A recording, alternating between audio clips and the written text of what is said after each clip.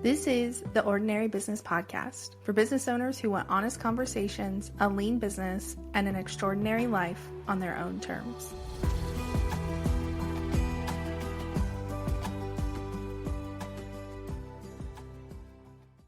Eva, what is your favorite place to find fonts? I feel like everybody's go-to is Creative Market. At the moment, I tend to go to either Brandon Nickerson's store or Nikki Lat's because they are just two font designers who have a huge library of font files and font families, and I always am able to find what I need with those two creators. I'm going to add those to my list because as someone else who loves to look at fonts, Yes, I go to Creative Market, but I find myself having to do a lot of sifting through to find, like, these are overused. These are so 2014. Yeah. Yes. Okay, so we are talking today about how you are not in the VIP days, sprint, quick offers. Yeah, the intensives. Yes, the intensives. But before we dive into that, can you introduce yourself and tell us about what you do? So my name is Eva Couto. If you realize that's an odd last name, it's because I'm Portuguese, currently born, raised, based in Porto. Please let me know if you've ever visited, because I feel like a tourist guide whenever people tell me they're going to Portugal, because it's very trendy right now. And I'm a brand and marketing designer. I've toyed with this title God knows how many times, but this is where we're at the moment. And I am the face behind Flying Colors Creative, which is my business and branding studio, if you will. So before we get into, I guess where I want to start is, what were your timelines, your package timelines, before you built out your existing 12-week timeline? So basically, before I packaged this offer the way it is right now, I had... if you imagine like an all open a la carte menu at a restaurant and you would just pick and choose what you needed and I would make it happen for you. Every single proposal was a custom proposal. So obviously most of them would include the brand strategy and brand identity. I, from very early on, decided that I would not do the brand identity without at least a bit of brand strategy beforehand, because I'm a very firm believer that all the visual choices that we make for clients need to have some sort of thought process behind them. Otherwise, they are buying into this service, hoping it will solve them X problem, and we're just making things pretty without making sure it actually goes and solves that problem. So the bare minimum would be that. But then if you needed a website, I would add on a website. If you needed a newsletter template, I would add that on. If you had a podcast, I would add the podcast cover. So the timelines were all over the place. And because every single thing was custom, I had a lot of difficulty streamlining my own processes. So I couldn't have one client portal template that I just duplicated every single time, because it was different. Every single client with every single project. Even contracts, I had to kind of edit down the list of deliverables every single time. And, the basic quote unquote brand strategy plus identity could go, for 4 weeks perhaps, because we had the brand strategy beforehand. And then depending on revisions, I always say longer than it can actually take. If it had no revisions, it would obviously be a lot shorter than that. But just in case, 4 weeks. And then it really varied a lot. And I mean, I had a project that I thought would only take 3 months, and it ended up going a year and a half. But all the profitability that I thought was great from that project at the beginning, because it was a huge one, as you can imagine, went right down the drain. Yes. And it is really hard. I also used to be super custom back in the day when I did a lot more graphic design. Yeah. And timelines are harder. Then you have to edit all the contracts. Even for me, it was the Dubsado workflows. Yeah. It was now this doesn't apply to you, or like I feel like I need another email or questionnaire or something, to add in there. Yeah, So, yeah. And then you forget and you have emails mentioning things that don't really exist in this particular project and you have to go and edit them down. Like, mhm. it's a mess. It's a mess. Okay, so in the last several years, when all the like 1 week design sprints started kind of blowing up and becoming a lot more popular, Yeah. what started going through your head? Um, were you like panicked, frustrated? What were I your mean, thoughts? all of the above. I think it's important to say that a lot of what I was feeling, I think now looking backwards, it's obviously like a lot easier to analyze this way. But because I do have a communication design degree, I was taught certain things and how certain things should go down. And it was all very from a place of when you work at an agency or at a proper like studio, etc., marketing team even. And in the entrepreneurship world, it just doesn't work that way. You're Mm, first of all not working with that kind of client where they are just like, solve this for me. I don't care how many dollars that costs or how much time that takes, just solve it. Like that's not real. um and when I saw these sprint intensives, VIP days, even not just weeks but like days, and now I feel like there's a lot of branding kits and branding mhm, templates that are like semi-custom that's going a lot around now. um my first feeling was like, how? Just like pure question mark face, because I could not understand how can someone do what usually takes me at least 4 weeks in a quarter of that time. Like, I was quite literally baffled because I was mhm. under the wrong assumption that everything is as custom and as detailed, if you will, as, a full-blown brand identity. And this is not like to dish dirt on intensives. It's just not for me. Right. Um, just not my type of project. But I felt very confused because I couldn't understand how people were making that work. I definitely got the appeal because, as I said before, I was doing everything custom. So to be able to put whatever project inside of this neat little package sounded amazeballs to me, like dark magic type of stuff. Um, but then I was kind of hit with this, well, let me try and figure out how people are actually doing this. And what I had experienced was that every single business is different and every single brand is different. So in a way, forcing them to either do a puzzle and do like 3 intensives, one for brand, one for website, one for whatever, is kind of what I was doing in the first place. It's just breaking them out into separate packages.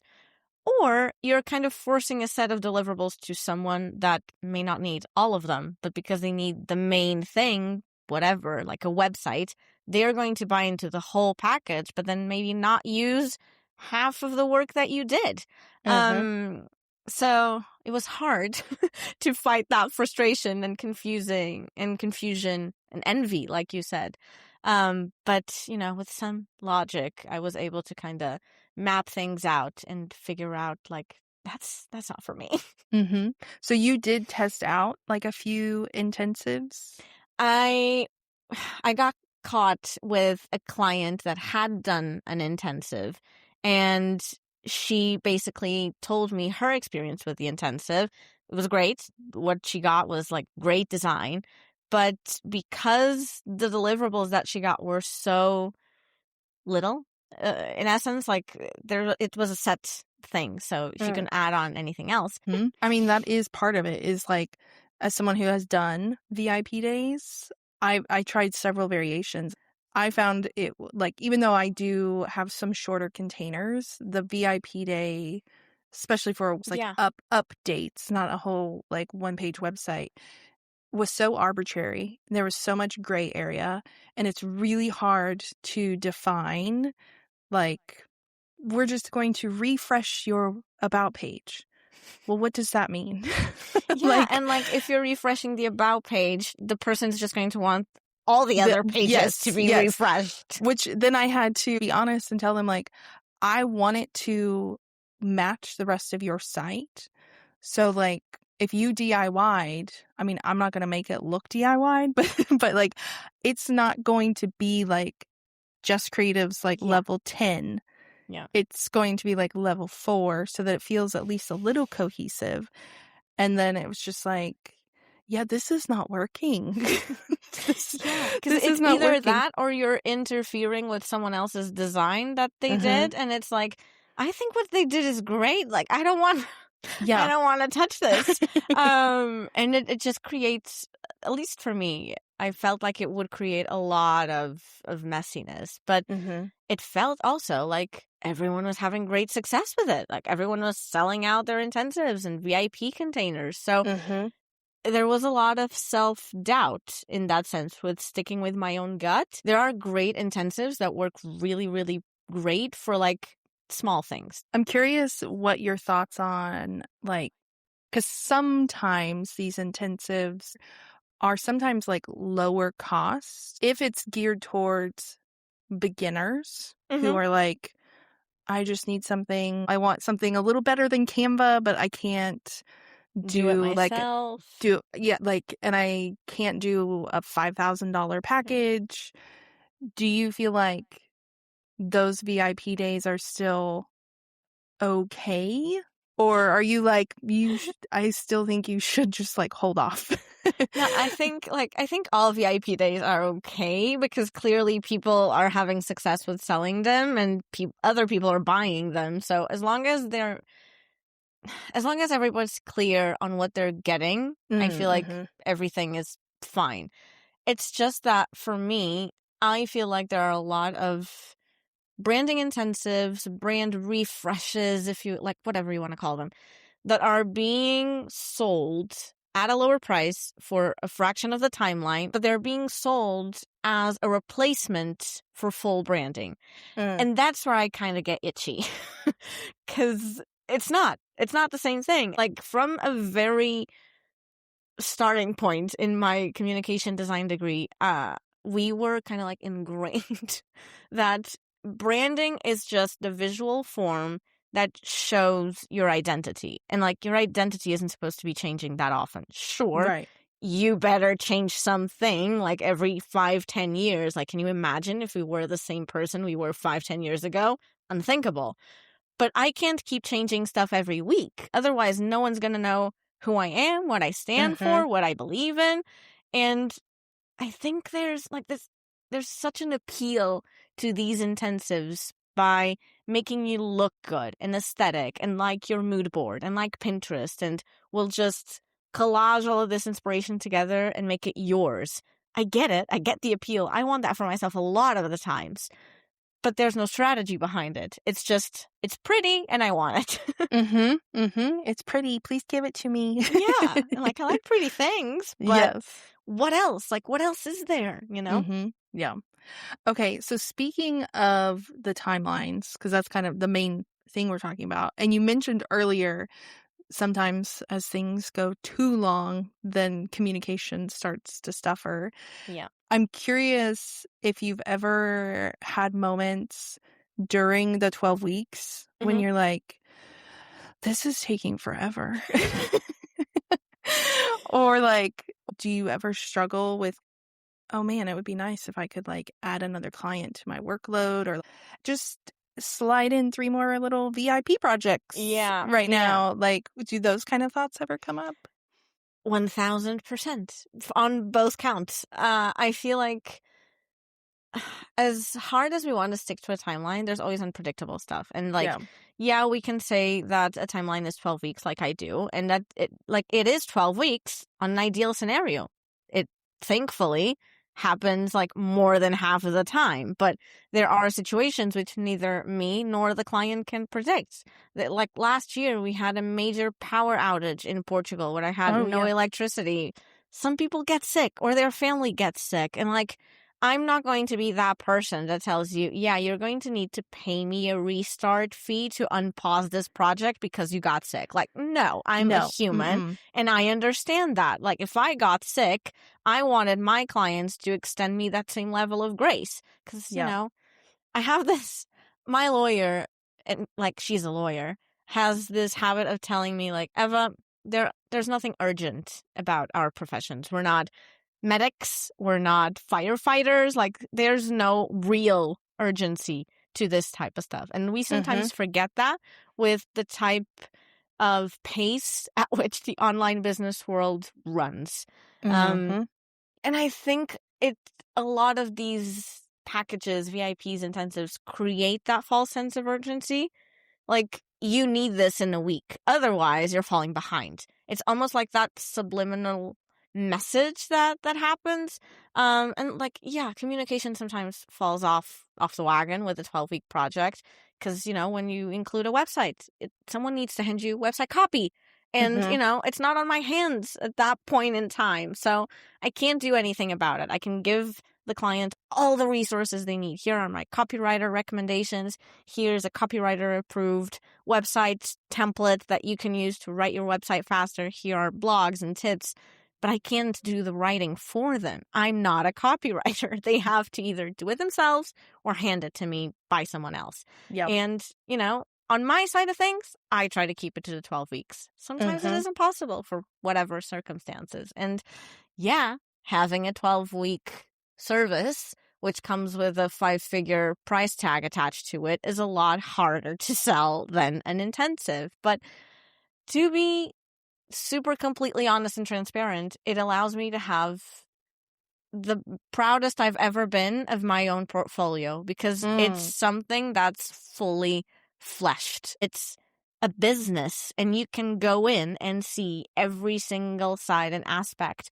of that business and how design works to bring that to the spotlight, if you will. Yes. And it sounds like because you're not rushing, you enjoy the work. Like, Yeah. not that you're just proud of it, but it's like you also just enjoy it more. Yeah, Because, like there are times where we get like stuck and it's like I oh, can't yeah. look at this logo one more time, like I'm fed up. Like, that exists. But then to me, creating a logo is like the designer nerd hat going on, right? But then taking all of those assets that you basically created out of thin air, and I think we don't remind ourselves enough of that, and implementing them on real stuff that other people are going to use and see every single day. And to me, what brings me the most pleasure about these projects is just seeing those dots slowly all connecting to each other. Like, it's amazing. And obviously getting like good client feedback on top of it. Like, there's no use on connecting the dots if they're like, those are the wrong connections. But wrong dots. wrong Start dots, over. exactly.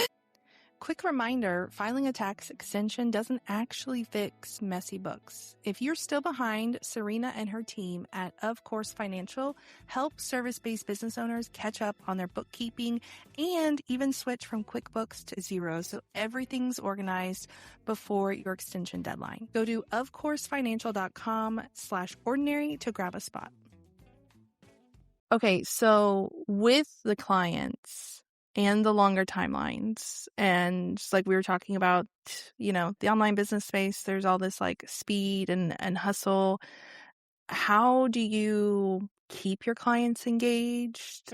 Like, how do you like make it okay, I guess, that this is gonna be 12 weeks and not 2 days? Yeah, I think a lot of it has to do with setting expectations at the very beginning. So, first of all, I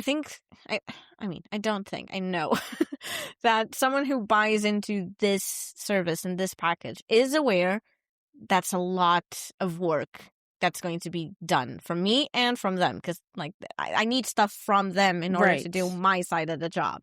So it's a project, like in the real sense of the word.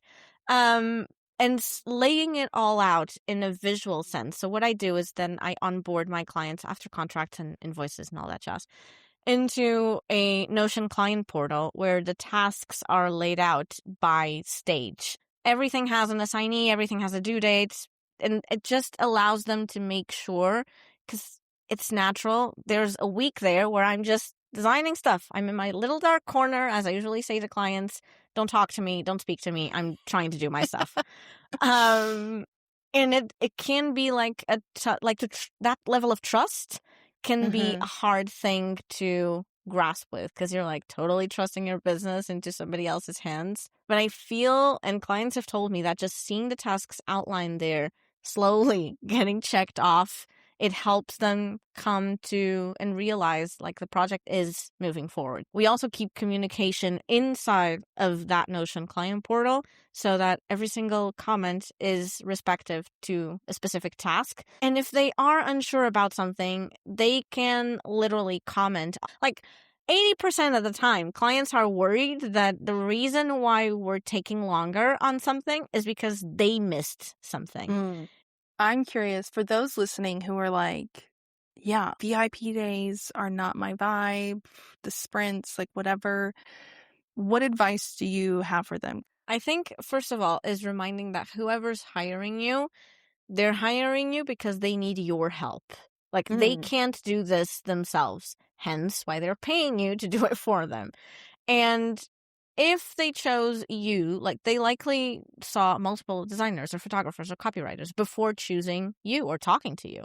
And if you have a clear reason why you do things this certain way, then the client is just going to trust your expertise. Like, I'm not about to question a surgeon why they need me to do X amount of exams before doing my surgery. I'm just like, okay, that makes sense.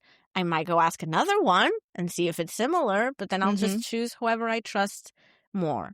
I'm And sorry, surgeon. Do you really have to take 8 hours? Like, I really need this done in 4. I have a marathon tomorrow. Like, can't we just speed this up? To me, it really stemmed from coming to the realization that branding without implementation to me made no sense. It was never, branding and brand identities were never made to be a standalone thing. They are always, and you always see them implemented on stuff. And so it was just a matter of figuring out, for my type of dream client, what are those non-essentials they're going to need their branding on. Yeah. So to me, once I realized that by offering website and social media as add-ons, I was making my audience perceive them as extras and not as necessities, then I was kind of like, no, this makes sense for me and I believe in Mhm. it. So, it's just a Yeah. matter of showing that, to me, this is how it makes sense. Yes.